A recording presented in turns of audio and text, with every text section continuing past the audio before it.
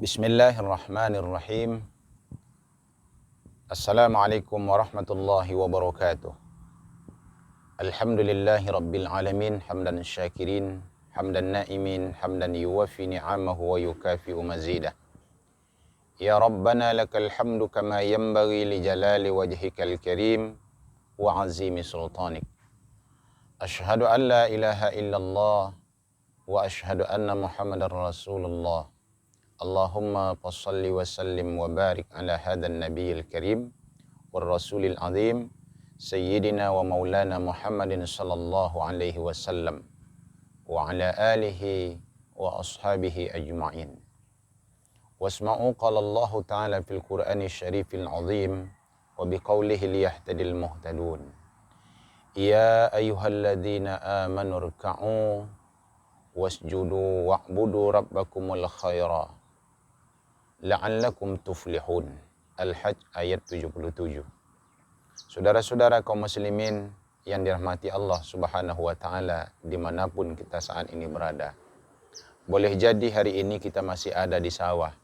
Boleh jadi pada saat mendengarkan tausiah ini ada saudara-saudaraku, saudara-saudara kita yang masih berada di sekolah karena mengajar. Boleh jadi pada saat tausiah ini kita dengarkan bersama. Boleh jadi kita sedang berada di warung kopi. Boleh jadi pada kesempatan yang berbahagia ini, ada saudara-saudara kita yang sedang mengendarai kendaraan menuju ke tempat tujuan. Semoga saja apapun yang kita lakukan pada saat sekarang ini, kita senantiasa berharap kepada Allah Subhanahu wa Ta'ala agar kita selalu berada dalam bimbingannya. Oleh karena itu, kaum muslimin yang dimuliakan Allah, izinkan kami untuk menyampaikan, untuk mengingatkan kita bersama bahwa kita senantiasa bersyukur atas nikmat yang telah diberikannya kepada kita. Saudara-saudara kaum muslimin yang dimuliakan Allah, pada kesempatan ini kita sama-sama diajak lewat tausiah singkat ini agar kita senantiasa berharap akan rahmat, kasih sayang, serta ampunan Allah Subhanahu wa Ta'ala. Karena apa? Apalah artinya harta yang melimpah? Apa artinya rumah mewah yang kita huni? Apa artinya kendaraan yang serba mengkilat yang kita miliki, yang kita klaim sebagai kita sebagai pemiliknya, akan tetapi kita jauh dari rahmat ataupun ampunan Allah Subhanahu wa Ta'ala.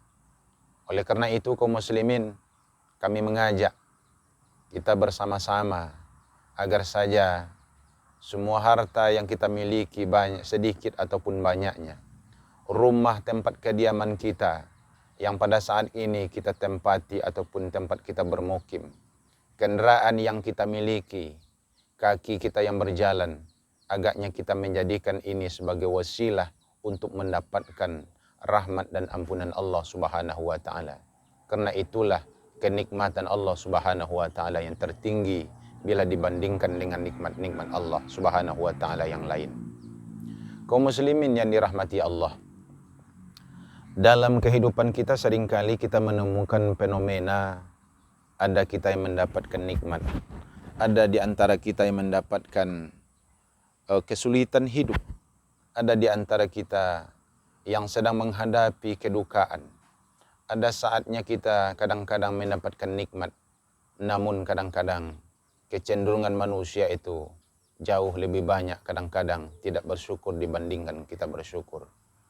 Saudara-saudara kaum muslimin yang dimuliakan Allah, dalam salah satu hadis Rasulullah sallallahu alaihi wasallam yang diriwayatkan dari Abdullah bin Umar, Nabi sallallahu alaihi wasallam mengingatkan kepada umatnya agar kita senantiasa meningkatkan amal ataupun ibadah kita kepada Allah Subhanahu wa Ta'ala sebagai bentuk syukur kita atas segala nikmat yang telah diberikannya. Saudara-saudara yang dimuliakan Allah, dalam salah satu hadis Nabi sallallahu alaihi wasallam jelaskan tentang bagaimana kita melaksanakan amal agar kita menjadi orang yang dicintai oleh Allah. Secara umum Nabi Muhammad sallallahu alaihi wasallam mengatakan khairun nas ayyamfa'ul linnas.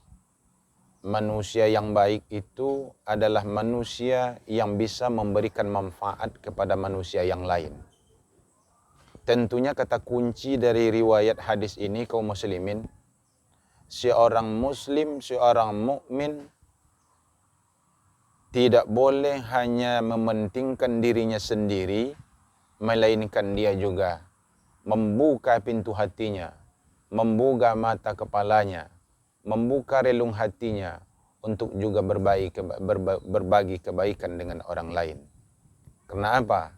Karena Allah Subhanahu wa taala dalam banyak ayat dan dijelaskan dalam hadis Rasulullah sallallahu alaihi wasallam tidak menginginkan kalau saja ada orang yang taat, kalau saja ada orang yang hanya takut kepada Allah, akan tetapi dia tidak bisa memberikan manfaat kepada orang lain. Tentunya inilah fenomena kehidupan kita kaum muslimin. Seringkali kita datang ke masjid, akan tetapi belum seorang pun yang berhasil kita ajak untuk datang bersama dengan kita. Seringkali kita datang untuk beribadah kepada Allah Subhanahu wa taala, apakah itu berpuasa, apakah itu membaca Al-Qur'an, akan tetapi masih ada yang kurang di antara kita. Kita belum juga bisa mengajak orang lain bagaimana orang itu bisa membaca Al-Qur'an seperti kita membaca. Atau sebaliknya, ketika bacaan kita kurang baik, belum juga kita mau kadang-kadang untuk memperbaiki kepada kawan-kawan, kepada para guru, kita datangi mereka. Bagaimana cara bacaan kita lebih meningkat dari mereka. Inilah sebetulnya kaum muslimin yang dimuliakan Allah. Bahwa Allah tidak menginginkan seseorang itu taat secara pribadi, melainkan Allah Subhanahu wa taala telah memberikan peringatan kepada kita, jangan sampai kita hanya taat sendiri, akan tetapi kita lupa dengan orang yang ada di sekeliling kita. Apakah itu teman baik kita, apakah itu tetangga kita, apakah saudara kita, atau teman-teman kita, yang jelas kita mesti memberikan manfaat bagi orang lain. Jadi kata Nabi, khairun nas anfa'uhum linnas. Manusia yang baik itu adalah manusia yang bisa memberikan manfaat kepada manusia yang lain. Tentunya kaum muslimin menjadi tanda tanya bagi kita. Manfaat seperti apa kira-kira? Yang jelas kata kuncinya kaum muslimin, ketika kita merasa senang dibantu oleh seseorang, begitu juga dengan orang lain. Dia pasti akan senang ketika kita datang untuk membantu pada saat dia membutuhkan uluran tangan kita. Apakah uluran tangan kita berbentuk pemberian uang? Apakah pemberian dari kita untuk orang yang membutuhkan sebentuk makanan untuk menghilangkan rasa laparnya? Tapi setidaknya kaum muslimin yang dimuliakan Allah, jangankan berbentuk materi, jangankan berbentuk harta, untuk menunjukkan jalan saja bagi orang yang menanyakan di mana jalan, di mana tempat yang akan ia tuju. Ketika tidak semua orang mengetahui alamat sesuatu yang sedang ia cari, lalu ketika itu dia bertanya kepada kita, maka pada saat yang sama ketika pertanyaan datang kepada kita, dia menunjukkan jalan, maka pada saat itu kita diminta untuk menunjukkan jalan sehingga orang sampai kepada tujuan apa yang ia cari. Saudara-saudara kaum muslimin yang dimuliakan Allah, dari sekian banyak amalan-amalan yang disediakan oleh Allah Subhanahu wa taala untuk menggapai rahmat dan ampunan Allah Subhanahu wa taala, ada di antara amalan-amalan yang sudah diingatkan oleh Rasulullah sallallahu alaihi wasallam. Di antaranya kata Nabi, inna ahabbul a'mal ilallahi ta'ala adwamuha wa in qalla. Sesungguhnya orang yang paling dicintai amalnya di sisi Allah Subhanahu wa taala, ataupun amalan yang dicintai oleh Allah Subhanahu wa taala, adalah amalan yang selalu dilakukan, amalan yang selalu berkekalan, amalan yang selalu dilakukan terus menerus, walau hanya sedikit. Walau hanya sedikit di pandangan kita. Kadang-kadang sedikit di pandangan kita kaum muslimin, sedikit dalam perhitungan kita, sedikit dalam timbangan kita.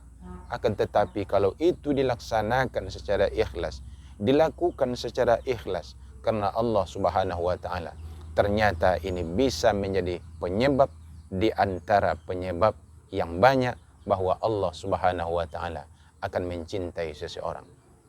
Yang kedua, kaum muslimin yang dimuliakan Allah, ahabbun nas ilallahi ta'ala azza wa jalla ba'dal maktubah, setelah melaksanakan amalan-amalan yang wajib adalah sururun tudkhiluhu alal muslim.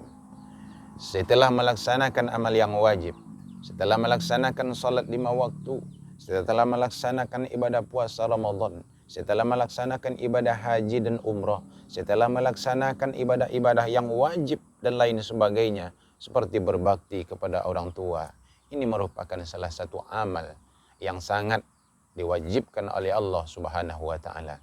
Lalu apa setelah itu amal yang mesti kita lakukan sehingga kita membuat Allah Subhanahu wa taala cinta kepada kita? Ketika Allah sudah mencintai kita, Allah Subhanahu wa taala akan menjadi kita sebagai kekasihnya dan akan memberikan ampunan terhadap dosa dan khilaf salah kita. Apa kata Nabi sallallahu alaihi wasallam? Memasukkan rasa senang ke dalam hati orang mukmin. Di riwayat lain dikatakan oleh Nabi, idkhalus surur fi qulubil mu'minin. Memasukkan rasa senang ke dalam hati orang mukmin ini merupakan salah satu amal yang akan membuat Allah Subhanahu wa taala cinta kepada kita. Bagaimana caranya? Boleh jadi dengan mengantarkan makanan kepadanya pada saat orang itu lapar. Bayangkan saja kaum muslimin, kalau saja kita mengantarkan sebungkus nasi ataupun sesuap nasi ataupun seteguk minuman kepada orang yang sedang kehausan, maka pada saat itu akan nampak jelas di mata orang-orang yang sedang menerima apa yang kita berikan. Karena dia sangat membutuhkan. Dia akan katakan, ya Allah, ampunkan dosa orang yang memberikan aku minum ini ya Allah. Ya Allah, ampunkan dosa orang yang telah memberikan sesuap nasi kepadaku ini ya Allah. Jadikanlah apa yang diberikannya kepadaku menjadi berkah apa yang diberikan, berkah juga apa yang ada pada diri orang itu.